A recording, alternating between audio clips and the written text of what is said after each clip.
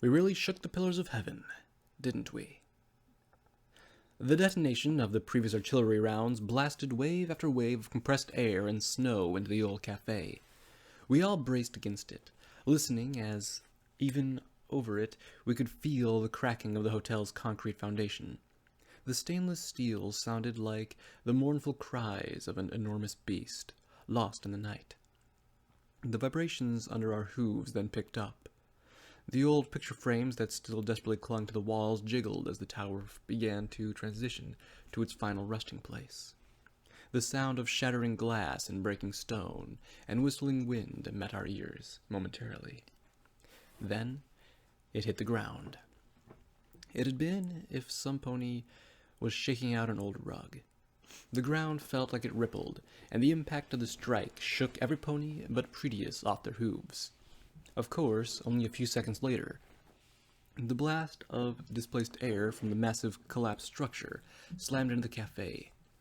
Even wearing the old, heavy radio, Pred was picked up and tossed like a leaf out of the wind. The building above us let out its own pained groan and snapped my attention to the ceiling. A spidering crack crept its way across the old plastering, and it sent the pit of my stomach churning. The old tunnels, secret labs, creepy buildings, and now even normal buildings. I'm not so sure that anywhere is safe anymore when I'm around. Then, as if it had forced itself back into our lives, the silence of the night returned. Well, Cheapshot spat out through a groan. Ain't sure about any pony else, but that just about does it for me. Yeah, Kiwi moaned, rolling herself back onto her hooves. I'm all good with heading back now. Like a thick fog, a heavy cloud of dust rolled about the cafe. As I looked around, I found the dust was so thick that it became hard to see Kiwi only a few feet around me. Great. How could... Wait! I shouted at her, cutting her off as I whipped my hoof out to her. Even with the low visibility, I found her staring wide-eyed at me in surprise. Don't fucking say it. Don't you fucking even think that phrase. It may have been superstition, but I'm so tired of the wastes finding every chance possible to shit on what little win we have. Hail! Shadow's voice echoed through the night outside. He was still a ways off, but he was still alive. Get ready! He shouted again, this time sounding closer. As I scrambled my hooves, my ears picked up the same high-pitched whine that was really starting to annoy the shit out of me. Storm, wait! Pretius groaned as he too picked himself up off the floor. Of course, I didn't wait. Shadow needed my help, and I needed to help him however I could. The whine of the vertbuck grew louder, and I started to even hear the whining of the whirling blades as they kept the machine in the air. Come on, let's talk about it. It's not like I don't still love you. Iron's voice seethed over a loudspeaker from the craft. It was so close that I ducked down and hoofed out my gun. It sounded as if she was right on top of me. Come out and face me, sweetiekins. Can't you just be a good little husband and die already? The whirling of the blades and heavy thumping of the engines closed in. The dust around me whirled away in an instant. Above me, creeping through the air, was the looming vertibuck. I hadn't really understood the size of one of these things before. The one that Shadow had crashed in looked smaller, and I guess that comes with most of it having been strewn across 500 feet of dirt. Who knows? Maybe they had different sizes of the frightening machines. Unslinging my rifle, I figured the easiest way to find out would be to see if this one looked like smashed into the ground as well. Holding up my rifle, the wash from the rotor blades made it harder for me to stay steady on my rear hooves. Looking up had been no easy task either, my eyes straining to find something critical to aim at. However, the soft light through the bulbous glass cockpit made it a little easier to see. Through it, I could see her.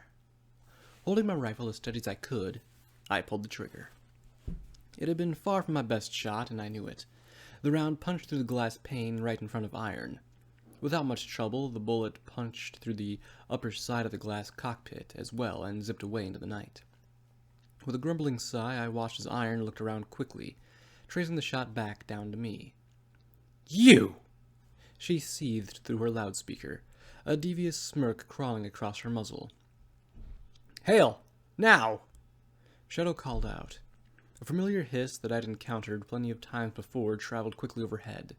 The side of the vertibuck blasted outward above me, and the sound of rending metal was matched with an oscillating whine of the vertibuck's engines. "No!" Iron whined as the flames erupted from a hole punched through her machine. The heavy steel vehicle spun on its axis, drifting to the side as it did. I watched in amazement as Iron's only advantage whirled out of control, the whole flying machine flopping over, before slamming down into the street with a heavy crunch. The still-running engines spun the blades into the dirt for a moment, before they too ripped from their mountings and came to a sputtering stop. The flickering fires that burned from the scraps illuminated the area to a muted white, and still didn't help me see anything at all. "Thanks for this," Shadow started to say from right behind me. I screamed and bucked out reflexively. Unlike every other pony I've done that to, this time I was the one ending up with my face in the snow. My hooves probably didn't leave more than a smudge against his chest plate, and my embarrassment flared when he gave out a chuckle from behind me. "Sorry, I didn't mean to startle you," he said, using his augmented strength to pick me back up. With a quick toss of his hooves, he helped me spin around to him.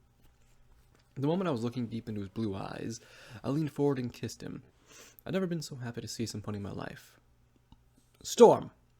Preed shouted as he hobbled his way through the intense cloud of dust. I really hoped that he wouldn't get lost in it. For that matter, I really hoped that Sheepshot could find his way back to the rendezvous point with this kind of visibility. "Storm, are you there?" "Again?" The annoyed voice of Hale grew closer. "Why is it that you insist on interfering?" With a few quick flaps, Hale dipped down through the dust and planted herself on her hooves next to me. She growled with an angry glare at me before I could even break off the kiss with Shadow. "You could have killed Iron.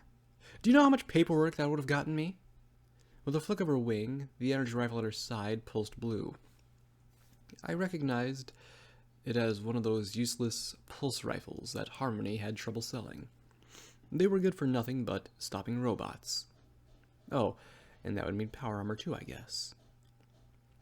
Non-lethal and spark weaponry only. With that, a small cover extended over the multi-barreled rocket launcher on the other side of her suit. "Knight!"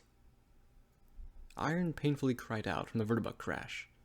"Get your lazy flank and help me!" And Hale was worried that I could have killed her.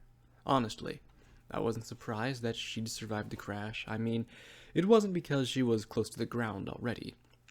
It was more that she was just too stubborn to die. Just a flutter of noise to my side caught my attention. The world trembled as I painfully rolled across the ground without any reason. I let my rifle go and pushed out a whine as I pushed my legs to stop me.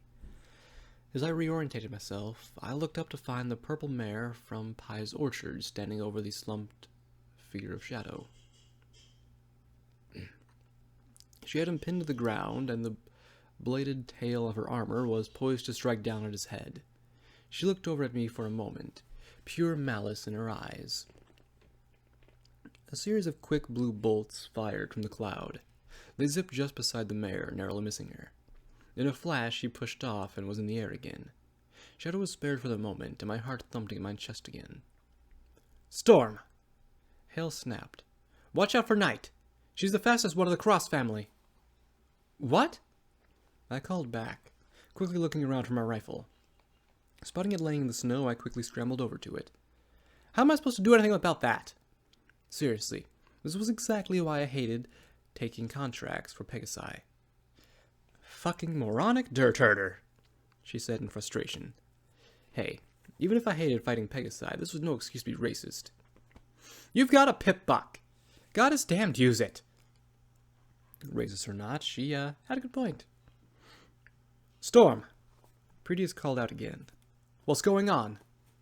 Get back in the cafe, I shouted to him, swinging my vision around. I almost missed the red line wavering off to my side. I only heard a flutter, but having fallen for it once before, my instincts kicked in. Pushing off, I rolled to my side. A purple and black blur zipped past me before arcing back into the air.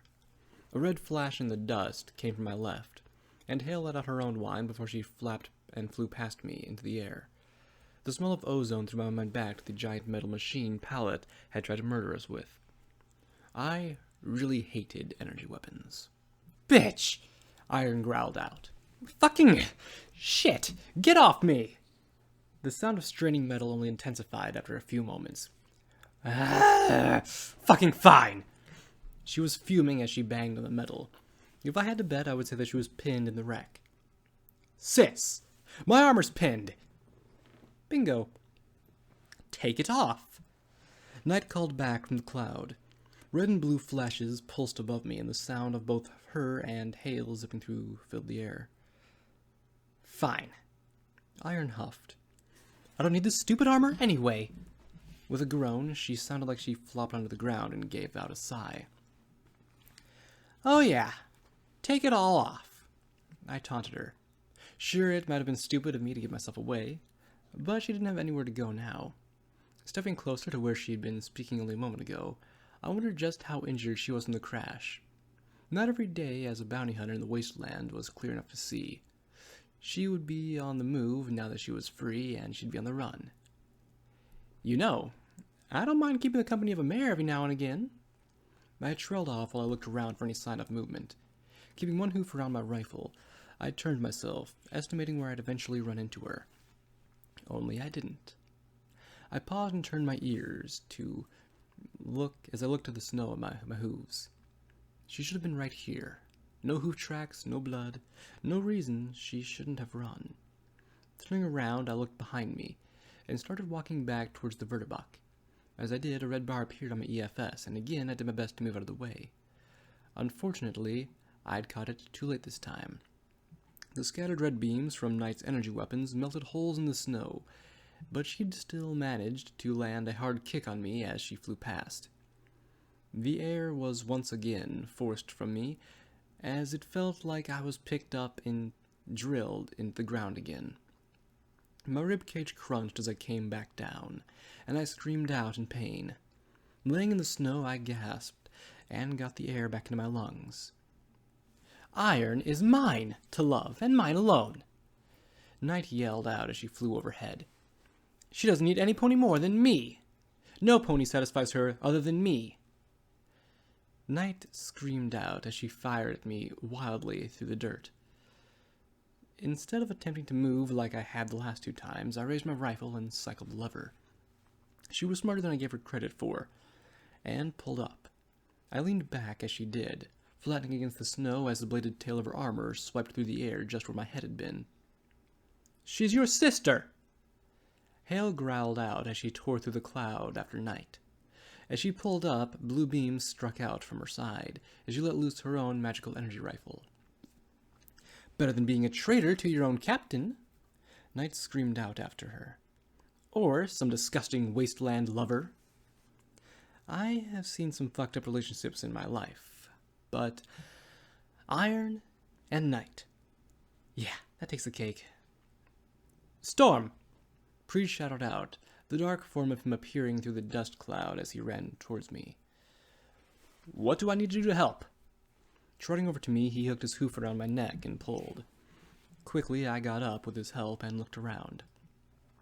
Look, we need to find Iron, I said, lowering my voice to a whisper. Pulling myself into a crouch, I slowly crept towards the vertibuck. She's unarmored and probably injured. Love! Iron screamed out from damn near right next to me. Help! Looking over, I saw a brown lump slowly moving across the ground in the snow. Preetius followed as I all but jumped over in front of her. Her angry eyes stared up at me through her frazzled peppermint-striped mane as she sat splayed out with her hind legs dragging behind her. A large discolored patch of her flesh on her back caught my eyes, just above her limp wings. You can't walk, can you?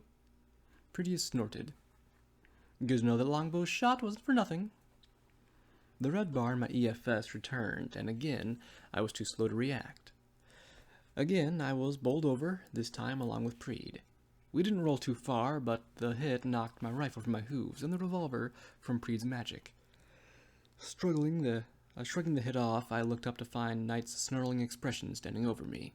Her tail curled up to strike, and I started to try to move. "No!"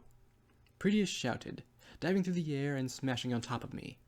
The weight of him and his gear felt like it was crushing me, and I couldn't breathe again. The sickening crunch of metal and the cry of Prettiest made me freeze.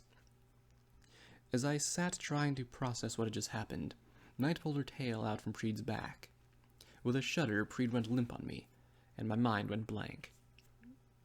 Preed. He couldn't be gone. "Fuck them! Let's just go!" Iron shouted. Knight's glare was broken by her sister's words.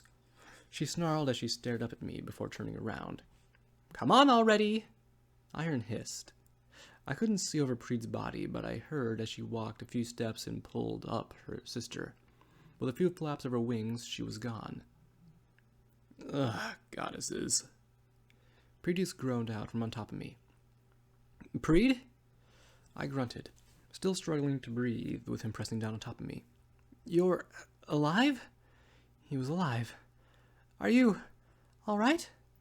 I whined, feeling as he wiggled and got his hooves on the ground around me. After a moment, he whimpered and pushed off of me. Quickly, I scrambled out from under him and got back to my own hooves. My body hurt all over from the beating I'd had tonight, but so long as Preed made it, I could carry on. "You two!" Hale called out, slowly hovering down from the dust. "You two all right?" She looked like hell. The right side of her face had a large gash that tore from her muzzle up to her now missing left eye. Her left wing was charred black and looked more similar to a burnt twig than anything that was meant for flight. On top of that, her armor sparked at the rear, and a soft whine emitted from the sheared-off remains of where her own spiked tail blade used to sit. With a pained grunt, Preed lifted his hoof up and tugged at the sharp strap of the combat helmet.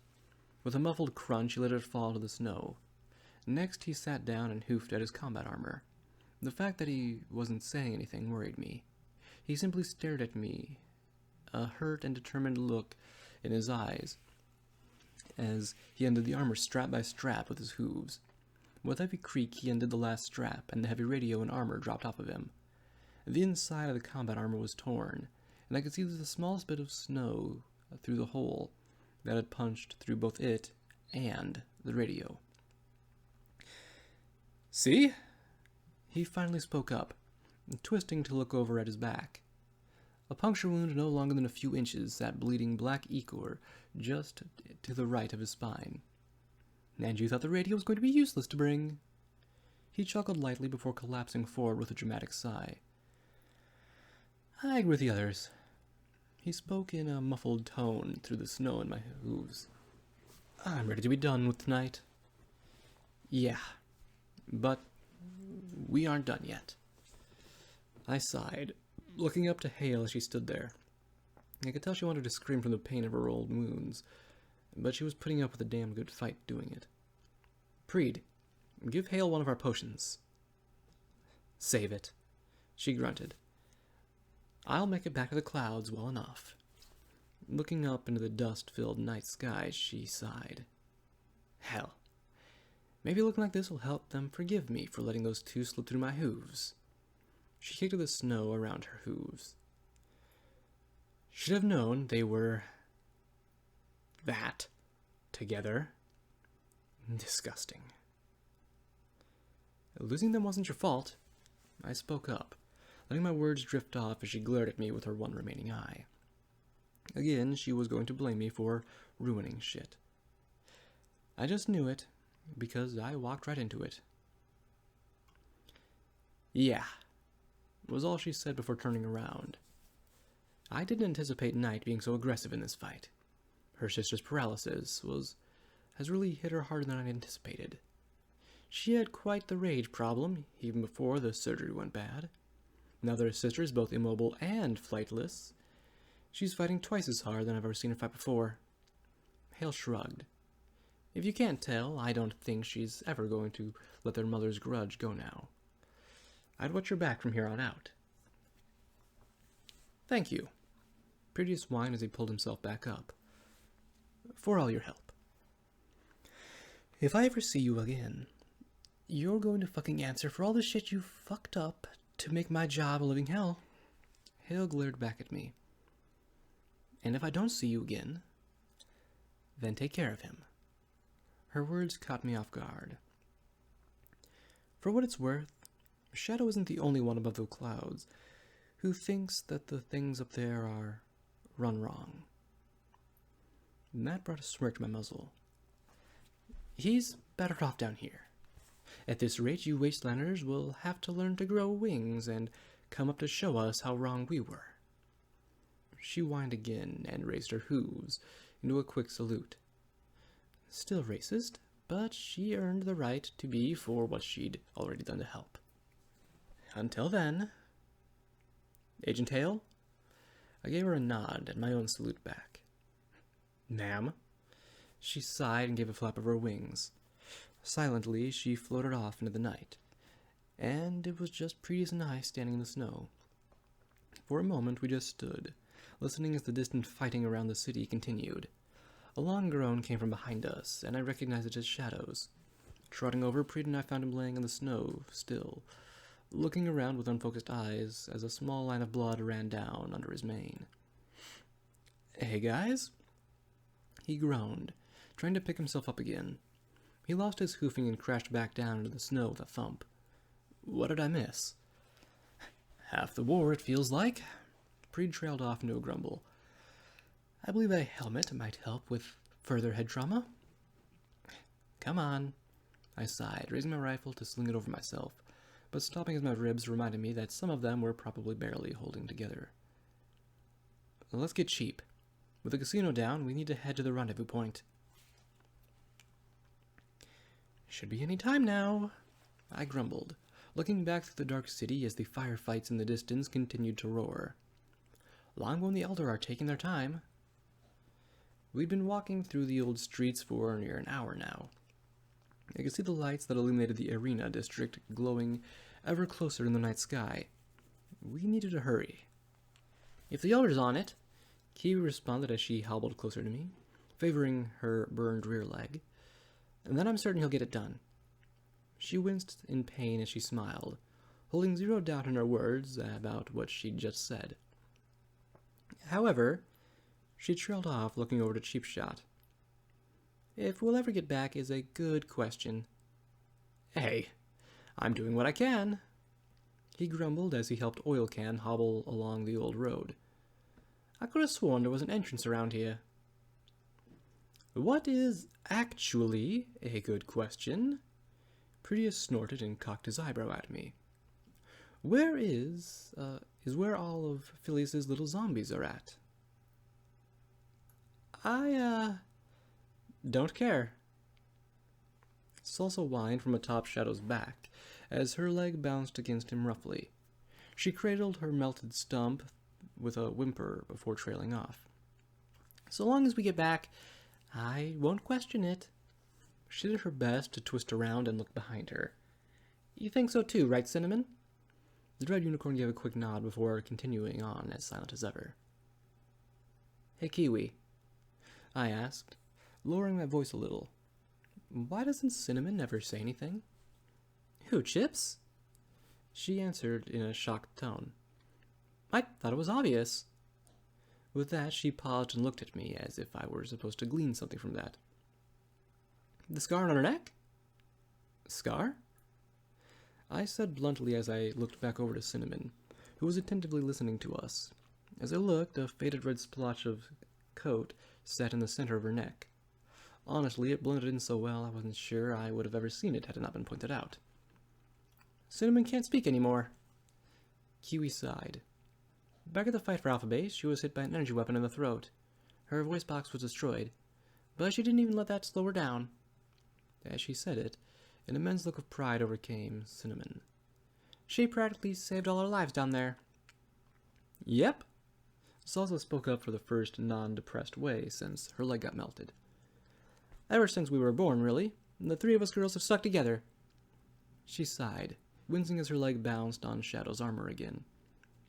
And I'm sure a few wounds like these won't change that. And there was the depression once again. Even Cinnamon gave in for a moment and tried to look at the broken remains of the horn on her forehead. You know, Prettiest spoke up again. I distinctively remember a trio of ambitious young filly friends from before the war. They founded Stable Tech, and I shouldn't have to tell you quite how many lives that their innovations and inventions have saved. He shot a glance over to each one of them in kind. Keep it up, and maybe you three can make it even bigger impact one day. Right. Kiwi scoffed and rolled her eyes. I don't want to change the world. I just want to go back to the base and tinker. Yeah. Salsa sighed. As much as the firearms range was loud and annoying, at least those guns weren't pointed at me. Cinnamon nodded in agreeance, and gave Prettiest a bit of a shrug. Wait a moment. Is that... Sheepshot spoke up before squinting ahead. A wide smile broke across his muzzle. Oh, thank the goddesses we ain't lost. I thought you said you knew where we were going. Shadow spoke up. Well, obviously I did, 'cause that's the entrance right there. He stopped and raised a hoof to point at a solid black brick wall to a ruined bar that sat on the corner of the block. Walking up to it, I really wanted to say that he'd finally lost it here, but I'd seen enough secret entrances to places that I decided to just trust him. Leaning down, he brushed the light coating of snow off the brick close to the building. With a firm press, he pushed the brick down, and a soft hum met our ears. The sidewalk next to him jolted for a moment and lowered down an inch or so. The Winchester pub here should only take a few sewer junctions away from where we're supposed to meet back up. Sheep nodded, pointing a hoof to the slightly sunken slab. All right. Who wants to go down first? You spent the whole time looking for a bar's storeroom lift? Salsa grumbled from Shadow's back as she walked forward and stood on the slab. Well, you want to be safe, right? Sheepshot feigned offense before putting his hoof to his chest proudly. This is one of the few tunnels in Baltimore that only I know of. Sure. If I find one more of those undead assholes down here waiting for me. Salsa smirked. Then I can shoot you again, right? Sure. He grumbled, pressing down on the brick at his hooves. Both Shadow and Salsa quickly descended below the sidewalk as the sound of old hydraulics whined from inside the building. Whatever makes you feel better. Looking back over to me, he gave me just the hint of a hopeful smile. Nice work, Cheap, I said, watching his expression grew brighter at that. Not just with this. You held it together out there when we needed you. Thank you. I wanted to thank you as well. Oilcan spoke up, groaning as he pulled himself off of Sheep's side. He turned to gaze to Prettiest and held his hoof out to him. To both of you, for keeping us going out there. We all did our part. Prettiest nodded and lightly took Oil's hoof in his. The sound of the hydraulics reversing met our ears. The empty platform rose back, ready for the next set of ponies. Pretty shifted himself and let Oil drape his hoof over him. Ready to head in? You bet I am, he replied with a wide smile. Finally arriving at the tunnel that was supposed to lead us back to the new forward command post, I felt apprehensive staring up at the ladder. Everybody else had gone on ahead, but I kept staring at the words on the wall just under the hatch that led outside. Mercy Hospital Morgue Access. I knew that I had to go up. Phileas wouldn't be waiting too much longer with us closing in on him. However, the thought of climbing up to see Gage or Harmony or any pony else I knew hadn't returned alive, that scared me to death. Sacrifice is by its own nature an act of generosity. Aunt Rarity's words echoed through my mind. What made seeing my friends up there any different than the countless others we lost just getting to the hotel? I couldn't stand here and weigh their lives any differently than any pony else's I knew. It was time that I took the advice I was given and stopped hiding from death. Firmly, I hooked my sore legs through the rungs and climbed. I pulled myself up into the sterile room. I looked around. A stack of pony-shaped, bloody, and yellow sheets were lined up against the walls. The dead who could be brought back here had already been stacked 3 high. Honestly, that's better than I'd expected, and worse than I'd wanted. "Storm?" Prettius spoke up from the door. "You're needed. Gage has an idea she wants to pitch." "All right." I nodded, turning and walking towards him as I did. He didn't once look away from me. I wasn't sure if it was because he, too, didn't want to look at the other bodies, but part of me felt like it was because he was worried about how I didn't want to look at them. Pushing into the hallway, we both trotted down to the old tile floors. The flickering fluorescent lights in this place felt like they were going to give out at any moment. The half-rusted doors of the hospital's old elevator dimly glinted in the light, and as I looked at it, the half-canted elevator doors made me think twice for a moment about using the stairs. Prettius, however, was utterly confident in the century-and-a-half-old device's stability, and hit the recall button with his magic. The doors opened with a ding, and the spacious interior greeted us promptly. The old tile inside there was mostly cracked, and shifted under hoof as we both climbed in. I felt the elevator give only slightly as we shifted about inside, and I felt it prudent enough to press myself up against the wall. I wouldn't do anything if this thing tried to kill us, but I felt better about it being nonetheless. "The thing is apparently pretty slow." Pretty sighed. "That is exactly the shit that I didn't want to hear right now." He pressed the button for the top floor, and the box let out a chime. The horrendous squeal played through the air as the doors, which had opened quietly enough, jiggled and bounced shut. Then, annoyingly enough, the overhead speaker crackled and started playing the most dull music in the world. I wasn't sure if it was just loose wires making old sounds or actual songs. Regardless, the urge to shoot the speakers was growing fast. I knew we should have taken the stairs. "No?" I said slowly.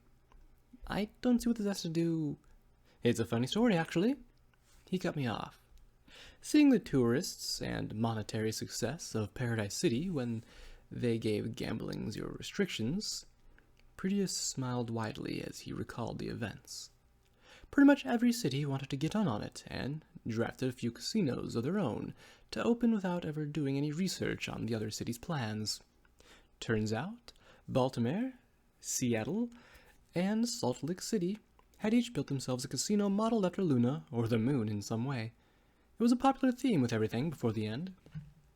Shifting his weight, he looked over to me with a giggle. "So, it really came as no surprise to no pony when the Caledonian government offered a cease and desist notice to all 3. Of course, the cities didn't want to lose their investment, so they all fought it out in the courts." With a sigh, he stared off into the distance, or in his case, the wall. "Turns out, Paradise City had copyrighted the moon, and other cities lost the right to name their casinos that. Baltimore rebranded the casino, cost them quite a lot of money, and the public nature of the lawsuit meant that the people thought that they were going to gouge their customers upon opening up to make up for it." He looked at me longingly and shrugged. "Guess the final note of bad luck for it was that its opening night was the same as the end of the war." I stammered. "Is this what elevator small talk felt like back during the war?" I had vaguely recalled some pony or another in my orchard commenting about making small talk in elevators, but I could never really grasp what they were talking about as a filly. It was supposedly something different than regular small talk, where you could only mention certain things in elevators, like the weather, local history, or sports. I don't like it, even if it did explain the sign that hung at the casino a bit. "Yeah," Prettius agreed, his expression shifting back to one of profound thought. "That really didn't feel genuine. I must be more out of practice than I thought. That made it sound like it was some sort of skill that somebody could be good at, and that was even more perplexing than the idea of the elevator discussion itself. Maybe it was better if I was raised in a wasteland that didn't require a social skill as odd as that. Let's never do this again. I offered him an unsure look and listened to the whine of the motors pulling us up. Sound good? Agreed. He nodded, shifting himself in front of the doors. With a small ding, we came to a stop. Marvelous, we've arrived. The doors opened in a flurry of activity. Robed acolytes ran around carrying stacks of supplies and equipment. Several power-armored rangers were busy moving heavy electrical equipment in, while others stood at the windows, weapons pointed out and ready to take on anything that came too close. Hey! Gage shouted out from the hall as both Preet and I stepped out. So I was watching a building that big came down. It's cool as hell, or what, right? She laughed giddily as she trotted closer. However, her voice didn't sound quite right. The closer she got, the more I could see numerous new scars formed all over her, from where healing potions had closed the wounds. The blast from the artillery that close was a rush, and the dust that came out made it only so we could see the deados because we had EFSs. She took tasteless, fairly banged-up cyberleg in the air, talking faster than she did. Which meant that I was mostly useless during the fight, because I only got fairly mangled again. But I digress, because it got me thinking about what lies ahead. Gage? I tried to interrupt her, but she was going far too fast. I mean, all we saw were normal corpse soldiers like those we'd seen before. Where were the rangers? She sat down and pressed her hooves to her head as she stared off down the hall right through us. And then I realized that big Mr. Bad must have something that they are guarding to the arenas or something, where he's at, and that since there's nothing but open flat ground there, that we'd have no chance to in advance before we got mowed down. She gasped and put her hooves on me. Which is why I think that we need to make them all blind. Gage? Again, I tried futilely to stop her. I'd never quite seen her this manic, and honestly, it was distressing to me. I still had my EFS jamming program on my old cyberleg. She put her hoof down to her chin in thought. If I could find an old broadcast tower, I might be able to amplify the signal enough to work throughout the whole district. Sure, we'd lose our EFS too, but we'd have the numbers advantage, and we could make power armor useless anyway. She went wide-eyed. Even better, if we could also make them actually blind, we could completely overwhelm them with our big guns. With a quick snap, she put both her hooves onto my cheeks and squeezed, pulling my attention right into her eyes. I had to go ask Mom if we brought any of the 88mm NB type rounds that were in the stock and base. Without even pausing to listen to me, she spun on her hooves and took off down the hall. With a slight skid, she turned and ran into the stairwell, disappearing into it as Preet and I were left in the center of the hallway wondering what the hell we'd just listened to. Ah, Storm.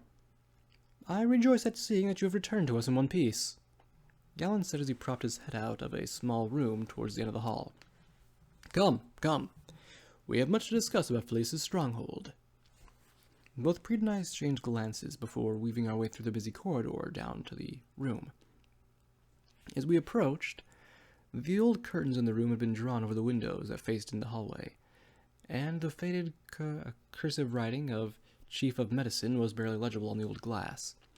Opening the door, I walked in to find the map table had been set up there again, and both Felius and Ficha were hovering over it. On the other side of the room, a thick quilt had been hung over the window that faced the arena, glowing in the light of some pre-war sports center that gave off. Prettius shut the door behind him as he came in, only to have it fly open again. Somebody find a way to get me a line to the Elder, Cottage yelled out. And I want to know what the delay is on finding out that last radio tower. Without it, we're blind out here. He groaned as he went to shut the door, pausing before striking his head out again. And some pony find out where Steel Hooves is. If he's going to ignore the chain of command like he always does, I'd like to at least know where he's doing it at. Is that so much to ask? Shutting the door, he closed his eyes and stood in silence for a moment. "Storm, please tell me that the artillery strike brought your hotel down. I heard briefly from Corporal Kiwi that your radio was knocked out, but she didn't get a chance to answer if the objective had been resolved before the nurses kicked me out to work on her." "Yes, the building came down." I nodded. "However—" "Save it," Cottage groaned. "I don't want any bad news." "Phileas knows what our plan is," I said bluntly. Even if he didn't want to hear it, he had to know. "So you're saying that some pony in the hospital is leaking our plans to him?" Cottage sat down with a heavy thump. He dragged his hooves down his face in annoyance. "Not exactly." I shut my eyes and cringed. He could see it in my mind. He's still connected to me. "Great." He clapped his hooves together and pointed to the door. "Then get out." "What?" I snapped. "We can't make any plans with you around if he's just going to pull them out of your head. Now can we?" Cottage spat back. "So, would you kindly get out of my command center?" "Hold up just one moment." Gallon spoke up. "I believe that having her here could prove to be quite prudent." He looked over to me with a tired smile and pointed to the side of the table. "Storm, please, if you would." Walking over, I took a seat at the edge of the table. Cottage diverted his eyes and stared at the map. I guess he couldn't figure out which one of us he hated more at that moment. But I'd trust Gallant on this. As we waited, Gallant's horn glowed and pulled a very old scroll from under his cape. Unfurling it, he set it down in the center of the table. A tall, ornate-looking tower sat depicted on it. The first thing I noticed about it, before anything else, was how tall it was. Compared to the small cottages and shops around it, it rose like a skyscraper. The sleek, flanged walls of it curved slowly from the base, getting thinner as they ran higher. A bulbous point, not unlike that of an upside-down turnip, sat at the top, and its spiked cap coated with shimmering gold. This place used to be Phileas's home and personal study. Every tool, every note, every book he ever had to teach and learn was contained within it. As he spoke, he pulled the map aside. I noticed a small but interesting similarity between the tower and our map. The tower itself had 8 separate flanges, sitting in a star foundation. On the old world map, the old arena also had 8 flanged points, built as concrete pathways. I believe that it still exists. Gallant continued. At least, part of it, perhaps. The ritual chamber. I spoke up, getting a nod from Gallant. The tower may have been removed, but the Council of Necromancers in my time vowed to mark the ground it sat on. They agreed to keep all of his research and artifacts locked in the ground below, so that if the time came to where they were ever needed, they could be found and used to help ponykind. He shook his head. I fear that he has used one of these items is his phalanstery. We must find and destroy it before we confront him. His what? Cottage groaned. What the hell does this have to do with anything? He pointed to the window and raised his voice. Once he's dead, then we've won. Game over. No, Mr. Cottage. Gallant snapped. Death for a lich such as him isn't final. In annoyance, he hefted his sword out from his sheath and dropped it onto the table with a clatter. A phalanstery is where a lich's soul remains. Unless it is destroyed, the soul will remain inside, and it will find a way to occupy another body. That made Cottage's anger drop, and I swore that he looked scared as well. Honestly, it was hard to tell because I was scared of that thought as well. If we do not destroy it first, then we only let him escape, as has happened before. What would it be? Proteus asked, reaching out towards Gallant's sword with his leg. With great care, He ran his hoof down the blade. It could be any object in his tower that has remained undamaged by the passage of time, Galen said, grasping his sword with his magic. However, it must be an item of great mental importance, something that connects the Lich to their very sense of self. It would be the most protective place of all, to keep it safe for as long as it took for him to find a new body to inhabit. As he said, he slid his sword back into his sheath. With a click, he let out a sigh. Alas, I have no ideas on what that item could be. In the last few years, I've come so detached that I've forgotten who my friend really was. I cannot help you identify it, even if you were to find it. Just like every asshole out for power, I guess. They always have some sort of way hidden up their sleeve to protect themselves. Ficha finally muttered, joining in late to our little discussion.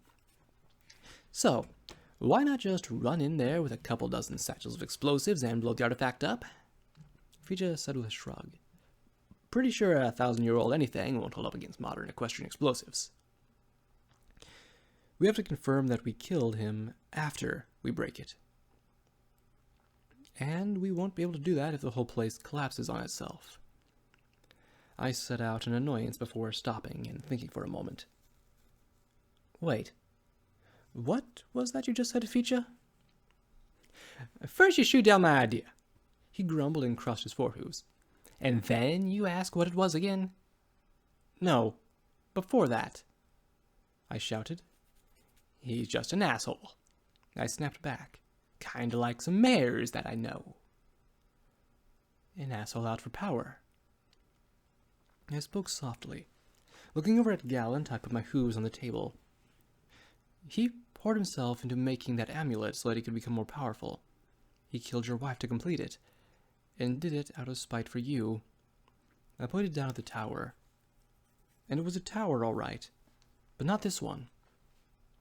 It was the most secure location that it could ever have been in, locked away where even the war couldn't touch it. Goddesses.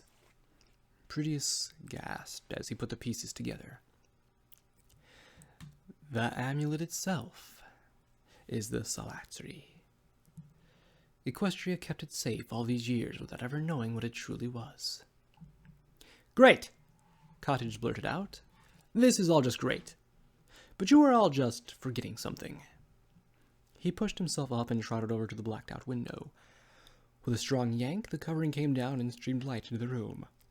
How the fuck are we going to get through this? Peering out of the large window, the large open field that once was a wide-open park stretched away from the hospital. The old rusted playground stood as the only pony-made structure left in the park. Large, smooth boulders jutted up from several points in the field, surrounded by the burned husks of the trees that once grew around them. The stadium itself stood mostly intact. The rusted girders and concrete facade sat cracked and warped, but still standing. The warped but still working floodlights were what was still pouring out light and pushing away the night. Down around the base of the arena, several makeshift shacks and bunkers sat, one at the end of each flanged parkway. Even from here, I could tell that the small silver objects standing around them were actually power-armored rangers. Behind the rangers, facing towards us, sat a large silver metal gate.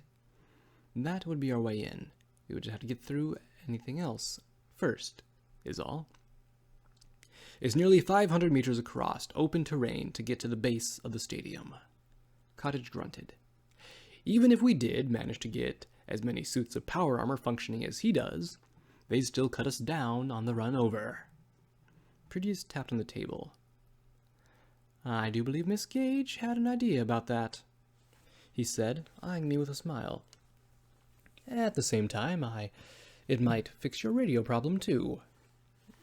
Cottage turned and cocked an eyebrow. For once, said something that I never expected a pony like him to say. Go on.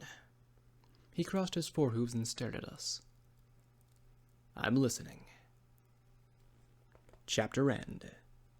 I have fought to see the other side. Quest finished. Shaking a pillar of heaven. Quest started. see no evil. Levels earned. You've already reached max level. Perks earned, none.